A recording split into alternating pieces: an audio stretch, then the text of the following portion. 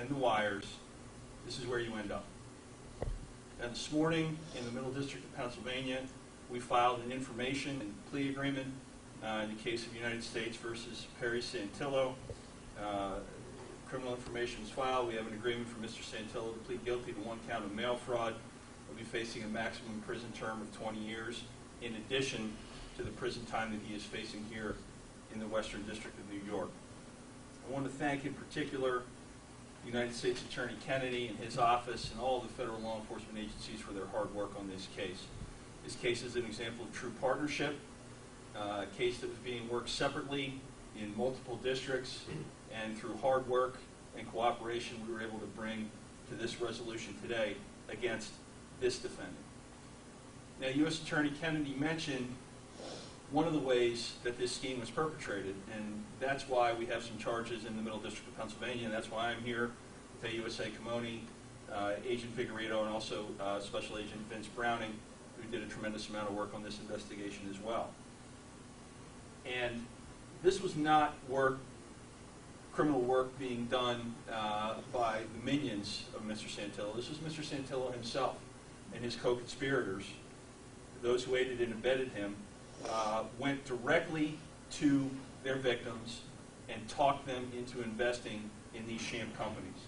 In the Middle District of Pennsylvania, they bought an investment business located in Scott-run, Monroe County, Pennsylvania in the Poconos, and then using various business names, including Advice and Life Group, Poconos Investments, First American Securities, and Financial Planners Group of America, they built people of their hard-earned assets.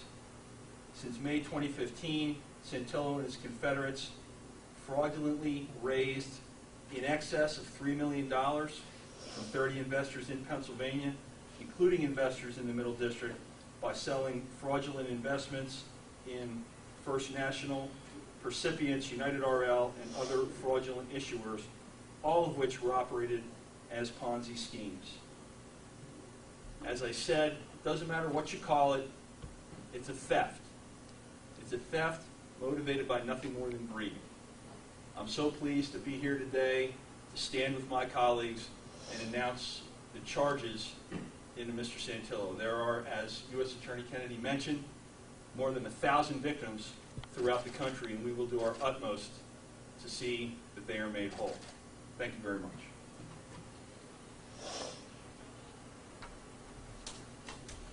So with that, if you have any questions. You talk about the victims, more than 1,000 victims, without giving names. I'm not asking for that. Who are these people? Was this their life savings that was taken? I see that in the release there's a couple of individuals, one from Victor, or a couple from Victor, and a person from Webster. Can you talk about what this meant for them? Well, obviously, there were substantial amounts of money mentioned in terms of the investments mentioned in the plea agreement. So in many cases, I'm sure it was their life savings. And so obviously, the manner in which this crime was perpetrated is particularly heinous, taking advantage of individuals' life savings, perhaps their life's work, and converting it to fund this ongoing Ponzi scheme, to fund their lavish lifestyles. It is certainly a heinous crime, and I think it's also, though, probably good advice to any investors everywhere. If it sounds too good to be true, it usually is. So I think that, again, I want to commend the U.S. Attorney's Office in the Middle District of Pennsylvania for their work. It's funny how, we get complaints from investors, we get complaints, the FBI gets complaints, the Postal Service gets complaints, other agencies, law enforcement agencies get complaints from investors who realize that they've lost their money. And they, reach out to the U.S. Attorney's offices in the various districts, and I'm so pleased to be able to coordinate with the U.S. Attorney's Office in the Middle District of Pennsylvania, and there are other U.S. Attorney's offices involved as well.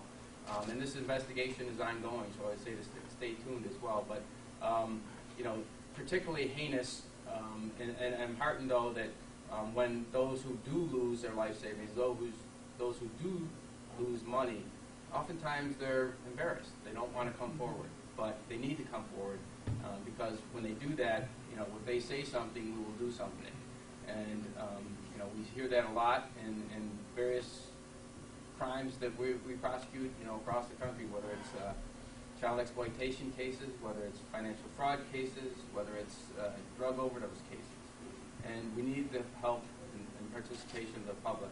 Certainly, that was important in this case to allow us to be able to investigate and bring Mr. Santillo to justice. I don't know if you have anything you want to add. Yeah, I think just an important thing to remember here is in large-scale theft cases, it's unfortunate, but the reality is that if people are able to receive restitution, it's often pennies on the dollar.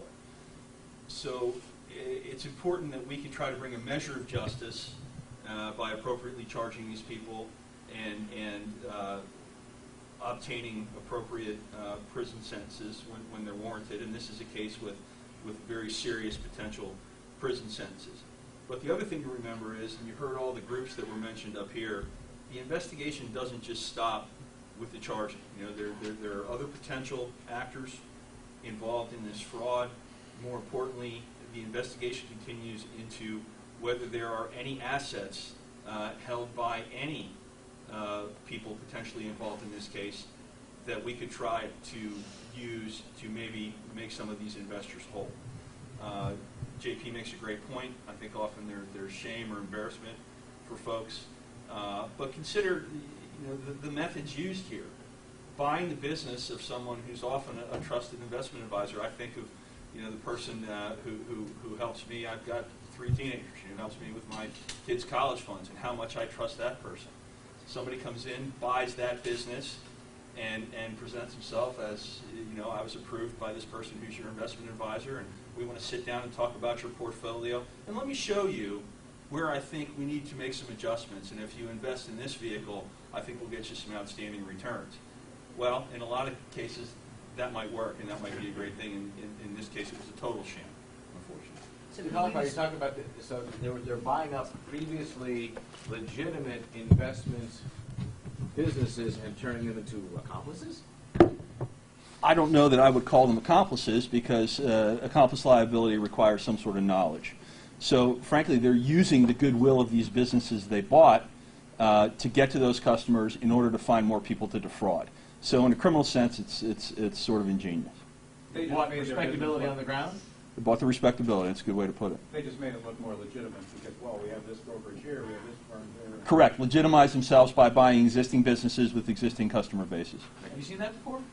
I have not. I don't know if Mr. Kennedy No, has. it is unusual, and I mean, as was indicated, he basically bought the goodwill of these legitimate investment advisors, and we are looking at one or more of those investment advisors to the extent that if they had any knowledge as to what was going on here. But by and large, we think that many of them, most of them, if not all of them, had little knowledge of the nefarious purposes for which Mr. Santillo and his associates were purchasing these businesses. But before I go any further, I would be remiss if I also didn't give an opportunity to our federal law enforcement partners and state law enforcement partners, even in this case, who had so much to do with this investigation. I'd like to give them an opportunity to be heard as well. So I will begin with the Assistant Special Agent in charge of the criminal side of the FBI Buffalo Division, Mr. Jeremy Bell. Thanks, JP. Good morning, everyone. While nonviolent in nature, frauds of this magnitude are incredibly impactful and dangerous to the community. They have long-lasting effects. That's why the benefits of charges like the ones we announced today are twofold. On the one hand, we're holding Mr. Santillo accountable, we're bringing some semblance of relief to the hundreds of victims nationally. But on the other hand, and just as importantly, we're putting scammers and fraudsters everywhere on notice. If you try to enrich yourself through greed or fraud, we'll catch you and hold you accountable. I want to thank U.S. Attorneys Kennedy, Freed, their staffs, Department of Labor, IRS, Postal, the New York State Department of Financial Services. Frauds this big take a lot of coordination to pull off. The same is true of the law enforcement effort to investigate and unwind them. Folks up here worked diligently the last couple of years to do just that. And I know I speak for everyone involved when I say we'll continue to work diligently to make sure everyone who's affected by this fraud is brought relief. Thank you. Anyone else want to speak? All right, thanks. They may be quiet, but they work very hard, and they do a great job for us. Trying to read the plea quickly here. Miserably. Which one? Well, Okay. one here. Okay. I have two questions on that. A, is there a cooperation agreement? And B, is there any discussion of a bank employee who may have been a co-conspirator? There is no discussion of either of those in the plea agreement. When you talk about funding a lavish... Oh, I'm sorry. Okay, I'm sorry. I've been corrected by AUSA Field. There is a mention of the bank employee apparently in the plea agreement. Thank you. When you talk about funding a lavish lifestyle, what are we talking about? I'll defer to the prosecutors that handle it, please. Want to talk about that? Both.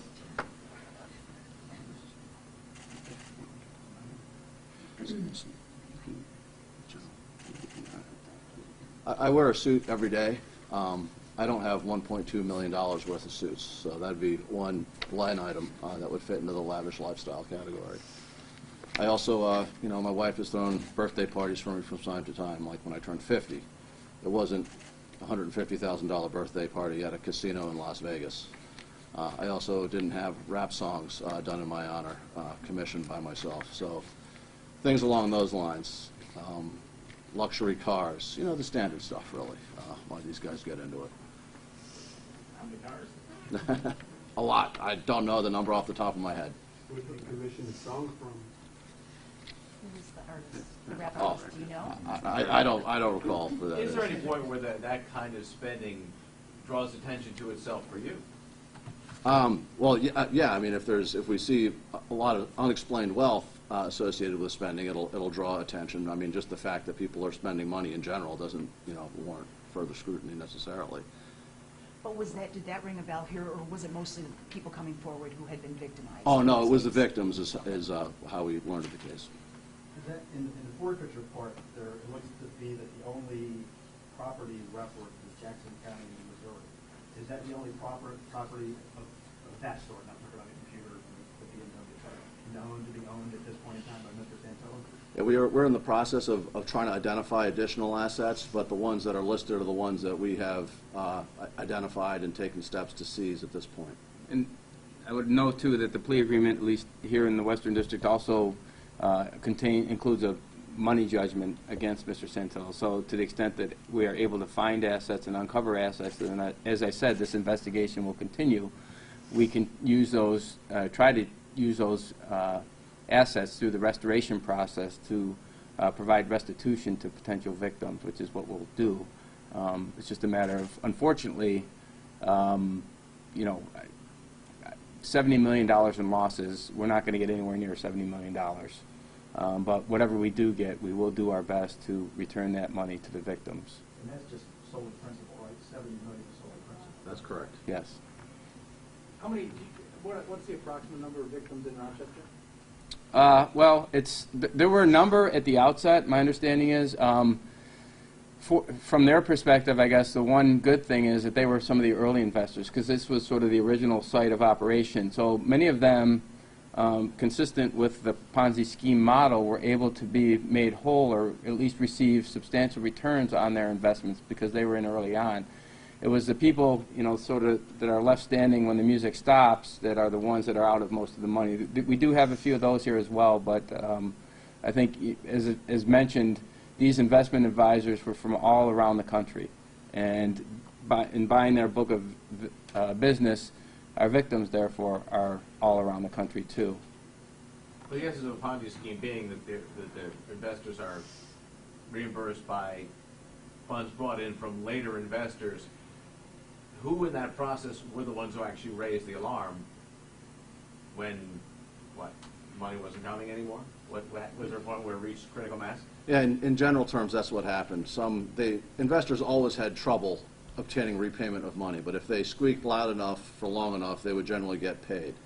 There came a point where they stopped getting paid, and that resulted in investors contacting various different agencies, and after a while, when you have enough of these complaints, you start to realize that something is going on. It's not just one disgruntled individual who's unhappy with an investment they made and lost on, but there might be more to it. So the Ponzi scheme eventually basically collapsed under its own weight because they just couldn't keep up. Sean, you want to maybe address what led to our involvement Sure. So, specifically? yeah, Sean Camoni, Assistant United States Attorney. there's an ongoing case in the Middle District, Pennsylvania, right now that limits some of what I can say, but I will say that there was an investment advisor whose book of business was bought by Perry Santillo. Mr. Santillo and several associates came to Pennsylvania, sold investments in these fraudulent businesses to investors throughout the district and elsewhere in the state. The prior owner of that book of business ended up being prosecuted by our office. Some of his victims are also Mr. Santillo's victims. So in going through their records, we were able to uncover the subsequent fraud. So some of these victims have been double victimized. In addition, through that investigation, we started talking with the SEC. They had also been receiving complaints.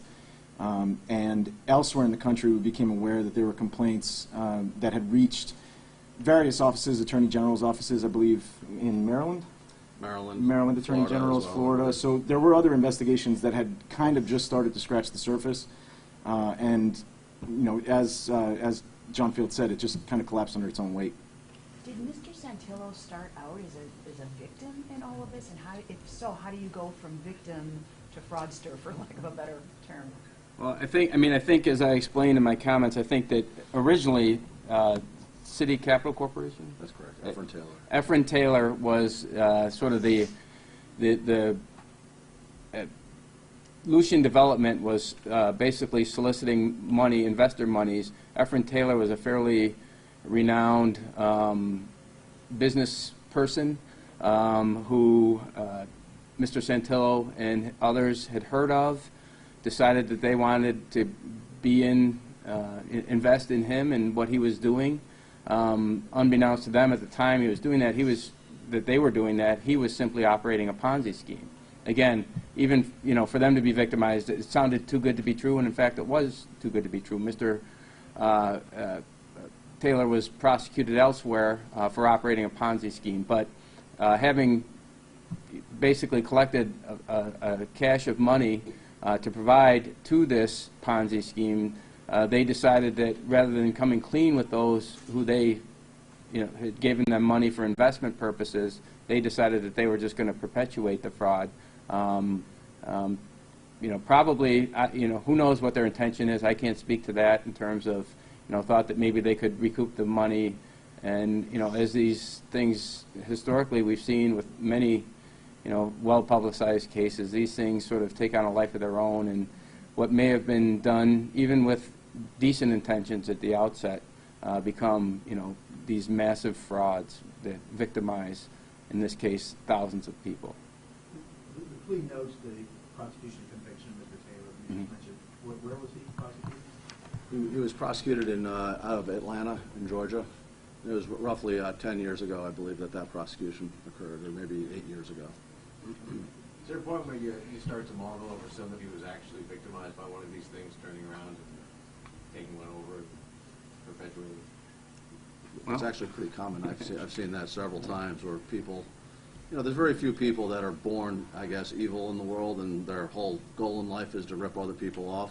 I think that it sort of starts in little baby steps, and there's been, in my limited experience, I've had a number of cases where the defendant is initially a victim, and then they try to make their money back, and they get led down a path, and before they know it, even though they start off with we'll just sweep this under the rug, and I'll make the money back and move on, it never works that way, and it snowballs, and that's, then you're in, and there's no way out, really. And sadly, it's not just fraud cases that we see this. We see it in the child exploitation area. Victims themselves become abusers oftentimes down the road. We see it in the narcotics area. People that get engaged and addicted to narcotics become drug dealers. So, unfortunately, it's not as uncommon as we might like to hope. But so it's unfortunate, but true. That's it. Thank you. Thank you. Thank you.